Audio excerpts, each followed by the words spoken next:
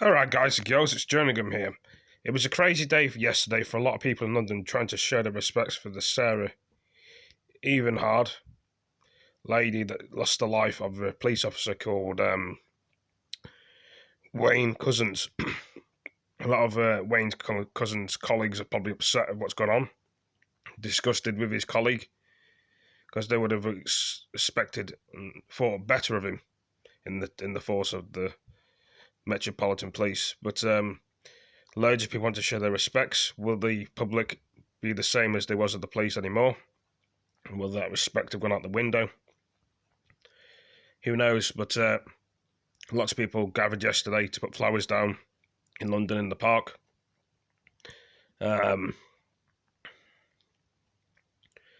Still very saddening that she's gone. I don't think her family and friends are going to be happy, as we saw when they were placing flowers down in London in the park yesterday. That's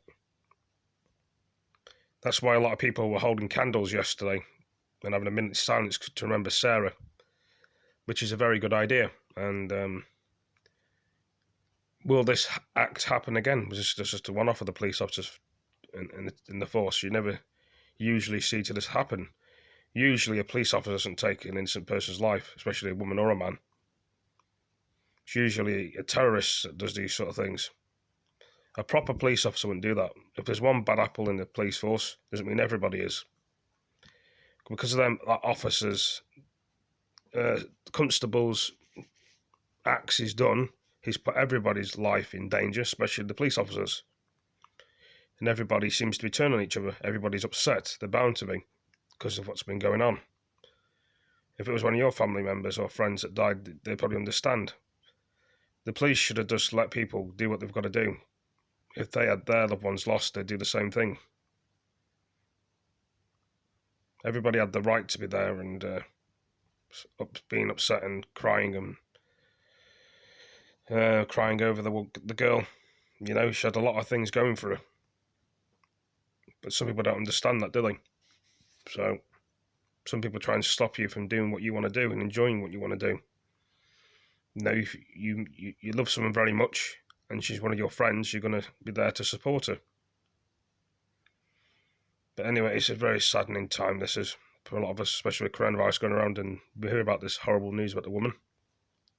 I mean, she has a life like everybody else. She's a human being. She's the same as us.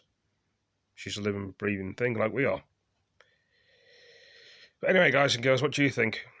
I reckon it was nice to see a lot of people supporting her and, you know, being there for her, even though she's not here anymore. It's very sad. And, you know, she's never going to be forgotten. She's always going to be in people's hearts and in the, you know, in here. But the thing is, the damage has been done. It's never going to be the same again. So anyway, I better go for now. Thank you for joining me. Peace. Keep safe. And rest in peace, Sarah. And hopefully these will be the lessons to be learnt, or it may carry on. I hope it doesn't, but hopefully we're going to learn from these mistakes, even though this is a big mistake. It's a lot of damage that's been done. But anyway, thank you for joining me. Peace.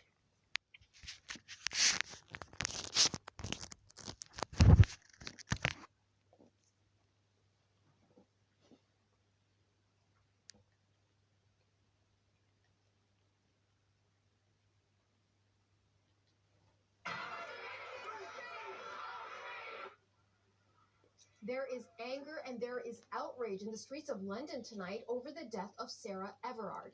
Now, hundreds of people attended a vigil, to no vigil, to the vigil happening, and then so many people arriving that it actually got violent, and there are now reports of arrests. On March 3rd, we don't have it instead to try walking through that Clapham Common area. There has been so much anger is because he is a police officer. And what you're seeing right now, this was from earlier this week. So Sarah, police were able to get themselves home safely. There's been a lot of women who have come forward and have shared their own experiences, their own stories of things that have happened to them.